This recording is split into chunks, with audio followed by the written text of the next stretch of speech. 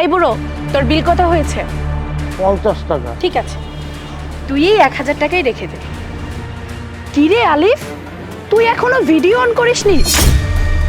আচ্ছা আচ্ছা, আমি করছি। এই বুড়ো, টাকাটা দে তো। চালু চালু দে বলছি। কি হলো, দে। এবার ভালো করে করবি। এই যে ধরুন, আপনাকে 1000 টাকাই দিলাম। এই টাকাটা আপনার অনেক কাজে আসবে। ধন্যবাদ মা, টাকাটা আমার খুব প্রয়োজন ছিল। ঠিক আছে, ব্যাপার না, আপনি রেখে দেন। এই দেখি ভিডিওটা কেমন হলো। অনেক সুন্দর হয়েছে, এটাতে তো অনেক ভিউ হবে। হ্যাঁ, চল চল চল। ঠিক আছে, চল।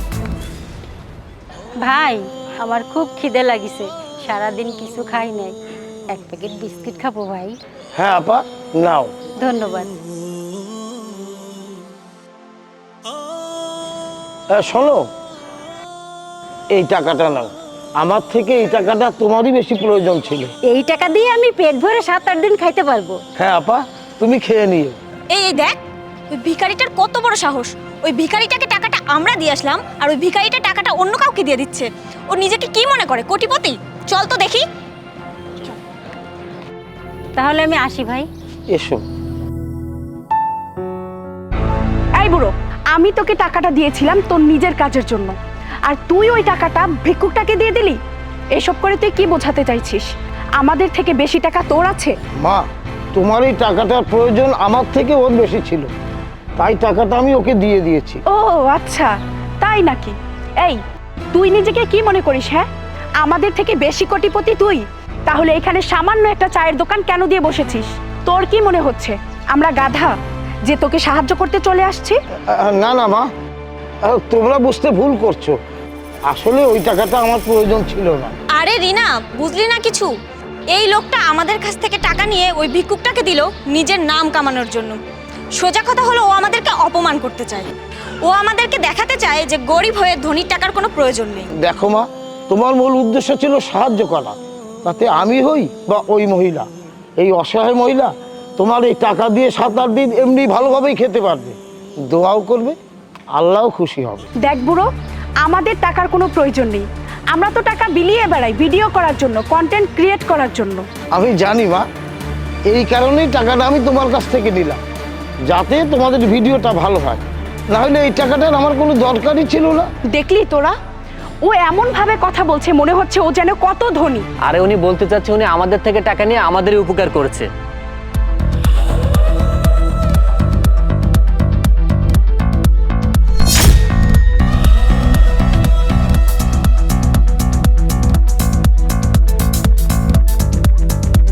বাবা, কয়টা বেজে গেছে দেখেছো?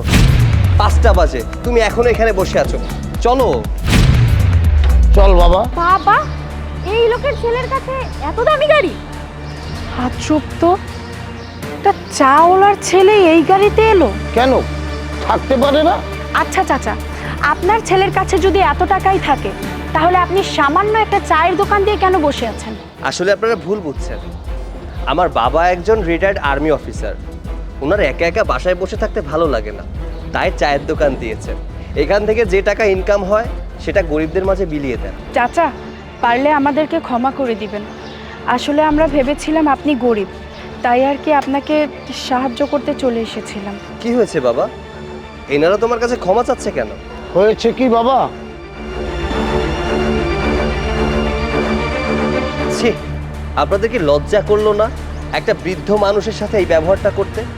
আচ্ছা, আমার বাবার জায়গায় যদি একটা গরিব মানুষ থাকতো, তার উপরে কি প্রভাব পড়তো বুঝতে পারছেন? একটা কথা শুনে রাখুন, যদি কাউকে কখনো হেল্প করতে চান, তাহলে শুধুমাত্র ক্যামেরার সামনে নয়, ক্যামেরার পেছনে হেল্প করার চেষ্টা করুন। দেখবেন গরিব মানুষটাও খুশি হয়ে যাবে, আল্লাহও খুশি হয়ে যাবেন। আই এম সরি ভাইয়া, আমরা আপনার বাবার ভিডিও বানিয়েছি, এর জন্য আমরা আন্তরিকভাবে দুঃখিত। থাক, আপনাদের দুঃখ প্রকাশ করতে হবে না। আপনারা যে ভিডিও বানিয়েছেন তা নিয়ে আমার কোনো দুঃখ নেই, বাট আপনারা শুধুমাত্র ভিডিও বানিয়েছেন সোশ্যাল মিডিয়াতে কিছু লাইক কমেন্টের আশায়। শুনুন, ভিডিও বানানো খারাপ কিছু না, ভিডিও বানিয়েছেন, ভালো করেছেন। মানুষ যতদিন না পর্যন্ত দেখবে যে মানুষ মানুষকে সাহায্য করছে, ততদিন অনুপ্রেরণা পাবে না। সো ভালো করেছেন, তবে আপনারা ভিডিওতে যে জিনিসটা দেখিয়েছেন এটা বাস্তবে রূপান্তর করার চেষ্টা করুন, দেখবেন আপনাদের জীবনও পাল্টে যাবে। বাবা, চলো, দেরি হয়ে যাচ্ছে। হ্যাঁ চল।